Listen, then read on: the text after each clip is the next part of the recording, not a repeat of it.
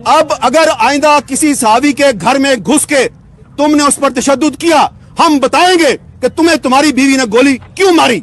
Boot पॉलिशिए, जूते चमकाने वाले, जूते चाटने वाले और इनकी वाह करने वाले ही रह जाएंगे जिंदा। हामिद मीर साहब ने जो गुफ्तगू की उस दिन खड़े होके वहां पे, उसके बाद ये वाला फैसला भी हो गया कि हामिद मीर साहब जो हैं वो ये प्रोग्राम नहीं कर। जो बोले उसकी जबान बंद कर दो, जो वोट दे उसका हाथ रोक दो, उसके अंगूठे पर स्याही लगने से पहले पहले प्रोसेस को ही रोक दो। हर चीज सिलेक्शन चाहते हैं।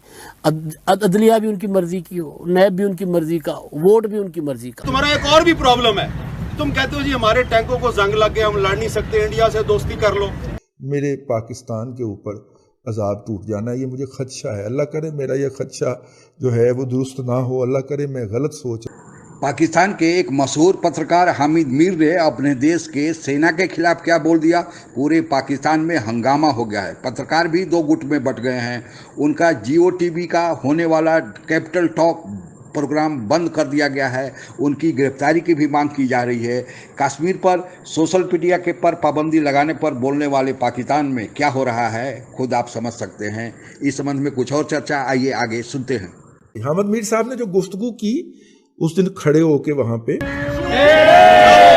जब तुम लोग पाकिस्तान के मीडिया को इजराइल के हक में एक नैरेटिव बनाने में नाकाम हो जाते हो, तुम देखते हो ये मीडिया तो हर वक्त इजराइल की मुखालफत ही करता रहता है, तुम्हें इस पर बड़ा गुस्सा आता है। तुम फिर कभी मतीउल्लाह जान को उठा लेते हो, कभी अबसार आलम को गोलियां मारते हो, कभी असद तूर को उठा के घर में घुस के मारते हो।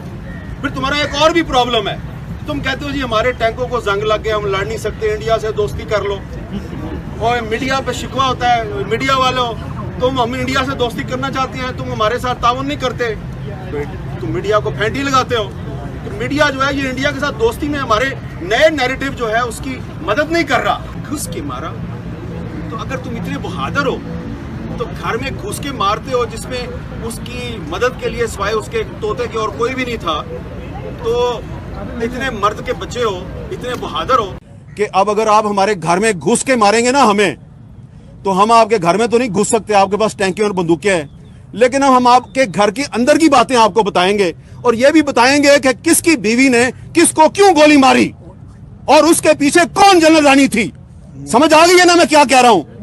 अब अगर आइंदा किसी सहाबी के घर में घुस के तुमने उस पर तशद्दुद किया, हम बताएंगे कि तुम्हें तुम्हारी बीवी ने गोली क्यों मारी। बस इतना ही बताना था। Thank you very much. उसके बाद ये वाला फैसला भी हो गया कि हामिद मीर साहब जो हैं वो ये प्रोग्राम नहीं करेंगे। अब अगर नेचुरल फ्लो में देखा जाए तो अगला क्या होगा, वो हामिद मीर पे हमला होगा।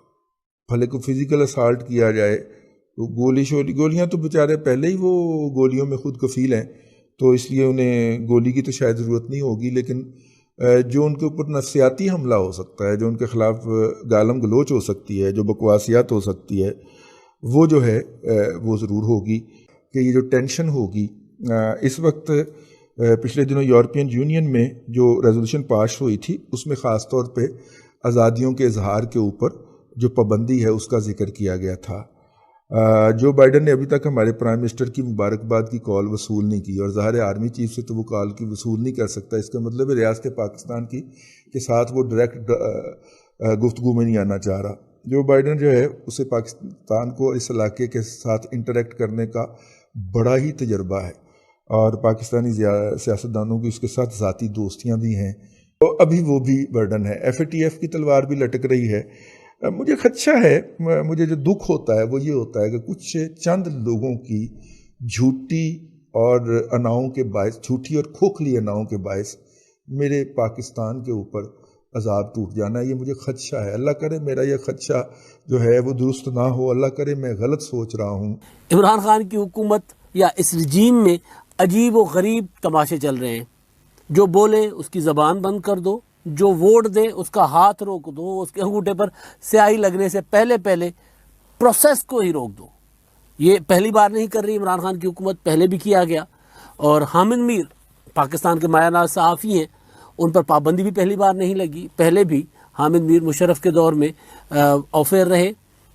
हामिद मीर साहब गोली भी खा चुके हुए हैं, और अब गोली के ही जिक्र पर ان کو افیئر کر دیا گیا. ظاہر ہے جیو ٹی وی نے ان کو جو انہوں نے تقریر کی تھی, پروٹیسٹ ہوا تھا اسلام آباد میں اسد طور کو پر تشدد کے خلاف جو احتجاجی مظاہرہ تھا, اس میں حامد میر صاحب نے تقریر کی تھی. ان کی تقریر پر متضاد آ رہا ہے. ایون ایک تو وہ ٹرولنگ ہے نا, جو حامد میر صاحب کی ٹرولنگ ہو رہی ہے, اس کے باوجود بھی جو لوگ ہیں وہ کہہ رہے ہیں کہ حامد میر صاحب کو شاید اس طرح کی بات نہیں کرنی چاہیے تھی, یا جو وہ کیا کرتے تھے جیو ٹی وی پہ کرتے ہیں, بلکہ اس کے اوپر بین لگا دیا ہے. اور اب ہم بالکل جیسے ولی خان مرحوم صاحب نے کہا تھا کہ اگر فوج یہ چاہتی ہے کہ اس کو کرٹیسائز نہ کیا جائے, اگر فوج یہ چاہتی ہے کہ اس کی عزت کی جائے, اگر فوج یہ چاہتی ہے کہ اس کو برے ناموں سے نہ پکارا جائے پاکستان میں, تو اس کو اپنے آپ کو دو جگہوں سے ہٹانا ہوگا. ایک تو بزنس, جو کاروبار آپ لوگ کرتے ہیں, ہر جگہ پہ ہر چیز کا کاروبار جو آپ نے کھول کے رکھا ہے, بریڈ سے لے کر اور زمینوں تک, وہ آپ کو روکنا پڑے گا, اس میں سے آپ کو نکلنا پڑے گا.